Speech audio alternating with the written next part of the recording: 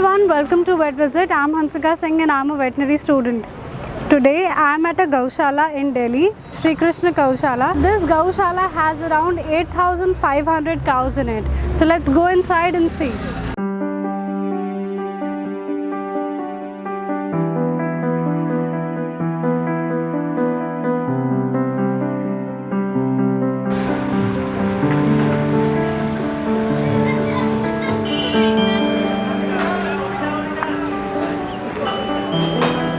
ये दिल्ली एनसीआर की 37 एकड़ में फैली हुई विशाल गौशाला है, जिसमें गोवंश की संख्या 8500 प्लस पाई जाती है। ये हमारा परिक्रमा मार्ग है।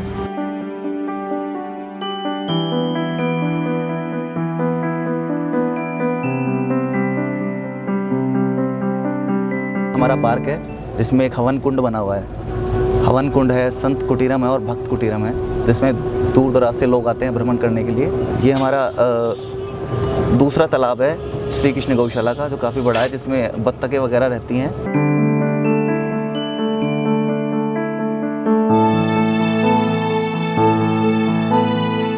ये है एमसीडी वार्ड का पूरा। कितने एमसीडी वार्ड्स होंगे गौशाला? ये 1, 2, 3 सेट हैं। ये पूरा एमसीडी वार्ड है एकदम। जो बाहर के गौवंश दिल्ली में एनसीआर में जितने हैं, जो एमसीडी उठा के लाती है, एक तो उसे भी यहीं रखा जाता है, और जो हमारी अपनी एम्बुलेंस है वो भी लेके आती है। रोड एक्सीडेंटल केस या किसी खेत में पड़ी है गौ माता, तो वो पहले अस्पताल में लाते हैं, ठीक हो जाती है तो ये एमसीडी वार्ड में रखा जाता है। फिर नंबरिंग वाइज, जैसे काली है, लाल है, वाइट है, सफ़ेद है, तो इनको जब ठीक हो जाती हैं तो अलग अलग वार्डों में शिफ्ट कर दिया जाता है।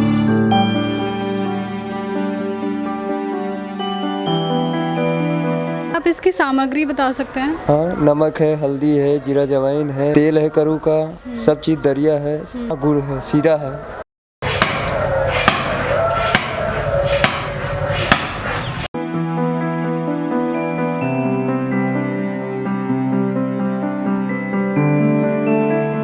इसमें कितने किलो का कौन कौन सा अनाज आता है? इसमें है जवार है, मक्का है, मैगी है, गेहूँ है, मेथी है और अजवाइन है, अच्छा, सोडा है, चना है, चना दाल है।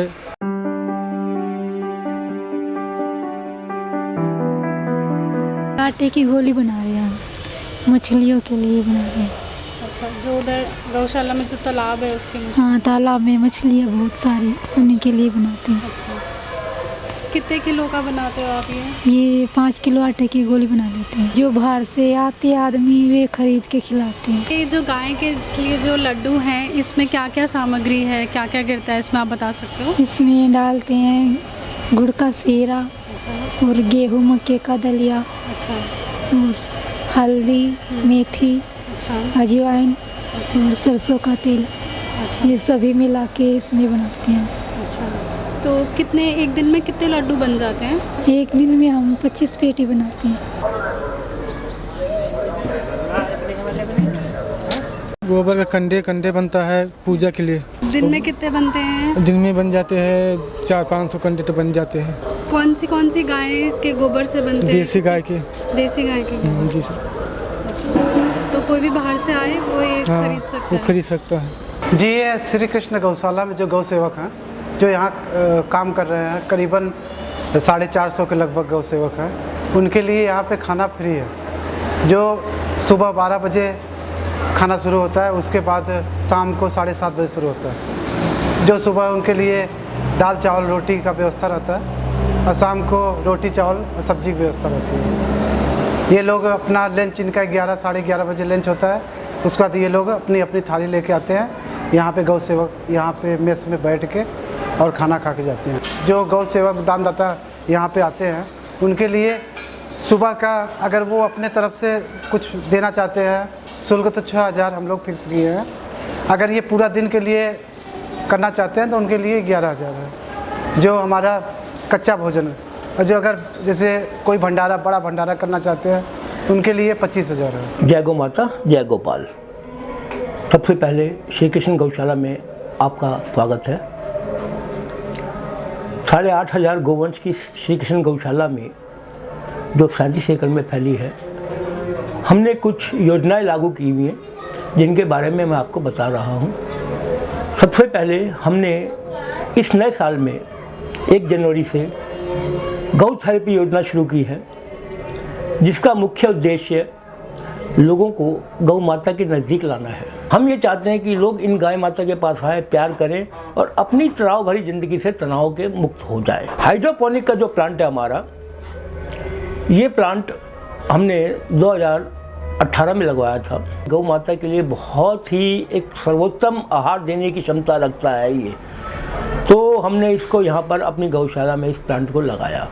इस प्लांट की कीमत तकरीबन 20-22 लाख के करीब आई थी उस समय हमें, और इससे जो है हमारी तकरीबन 700 ट्रे वीक में बन सकती हैं, जिसके अंदर हमारे पास एक बहुत ही सर्वोत्तम गेहूं का, ज्वार का, जई का एक ग्रास, ग्रीन ग्रास हमें गाय को देने के लिए मिलती है, जिससे गायों में हीमोग्लोबिन और एक अच्छे रक्त का संचार होता है, जिससे गाय माता स्वस्थ रहती है। आज तकरीबन डेली नई 70 ट्रे लगती है जो कंज्यूम होती है, और ख़ास तौर पे हम बूढ़ी बीमार, हॉस्पिटल की गायें, दूध की गाय, इनको हम ये आहार देते हैं। तो हमारे साथ है श्याम सुंदर जी, जो कि मिल्क प्लांट के इंचार्ज हैं। वो हमें पूरा प्रोसेस के बारे में बताएंगे, जब दूध आया जाता है और कैसे वो पैक होके घर घर में जाता है। सुबह और शाम के टाइम पे दूध निकाला जाता है।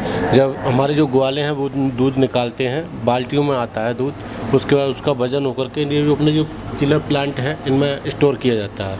उसके बाद इसके लिए 3 डिग्री तक चिल्ड किया जाता है। ये प्रोसेस चलता है लगभग 7 घंटे का। 7 घंटे में 3 डिग्री तक चिल्ड हो जाता है। उसके बाद उसके लिए अपनी जो पैकिंग मशीन है पीछे, इससे पाउच बनते हैं 1-1 लीटर के, और वो बन करके सुबह हमारी गाड़ी 4 बजे यहाँ से निकल जाती है। जो 20 किलोमीटर के दायरे में है गौशाला के, वहाँ उन लोगों के डोर टू डोर उनके घर सप्लाई होती है इसकी। 1800 से लेकर के और 2000 के बीच में रहता है प्रोडक्शन। 10, 20, 50 लीटर अप डाउन मारता रहता है। गायों को खाने के लिए हम दलिया देते हैं, कुछ कैटल फीड होते हैं, वो तूड़े के साथ और हरे चारे के साथ देते हैं। दोपहर में गायों के लिए तूड़ा और हरा चारा दिया जाता है। शाम के लिए भी दलिया, कैटल फीड और तूड़ा दिया जाता है। हरा चारा दोपहर में मिलता है और थोड़ा सा शाम को दिया जाता है। हरा चारे की मात्रा गर्मियों में ज़्यादा हो जाती है, और सर्दियों में कैटल फीड, बनोला खल, सरसों खल, इनकी मात्रा बढ़ा दी जाती है। बॉडी वेट के अनुसार जितने की गाय का वजन है, मान लो 300 किलो है तो 3 किलो, और 200 किलो की है तो 2 किलो की, तो उस हिसाब से बॉडी वेट और प्लस जो प्रोडक्शन है उसको मिला करके 4 से 5 किलो दलिया दिया जाता है एक गाय के लिए। गाय दूध नहीं भी देगी तो भी उसके लिए 2 किलो तो देना ही देना। 2:30 बजे शुरू होता है रात को, सारे ग्वालों को जगाया जाएगा, और 3:30 बजे से फिर दूध का दुहाई शुरू हो जाएगी, दूध निकलना शुरू हो जाएगा, और जो लगभग 2 घंटे प्रोसेस चलता है। उसके बाद में गायों को खोल दिया जाएगा। गाय अपने बाहर, उनके लिए जो तूड़ा है, दलिया है, वो उनकी बाहर वाली जो सेट बने हुए हैं उनमें डाल दिया जाता है, तो गाय अपने उधर चली जाती है खाने के लिए।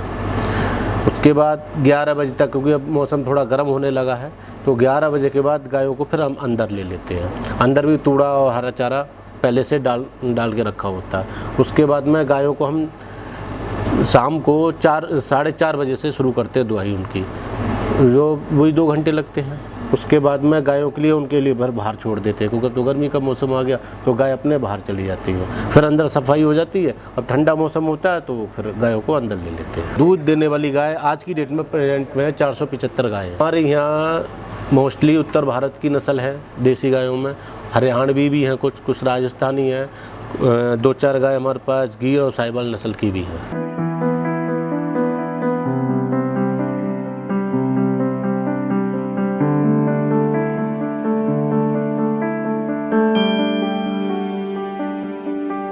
जय गौ माता, जय गोपाल। 9000 गौवंश के लिए रोटी बनती है। आटा है गेहूं का, हल्दी और अजवाइन सरसों तेल से बनता है। गौ से जो प्रोडक्ट बनते हैं वो गौमूत्र, अर्क, फिनाइल, धूप, कंडे, खाद, ये सारी चीज़ें यहाँ मिलती हैं।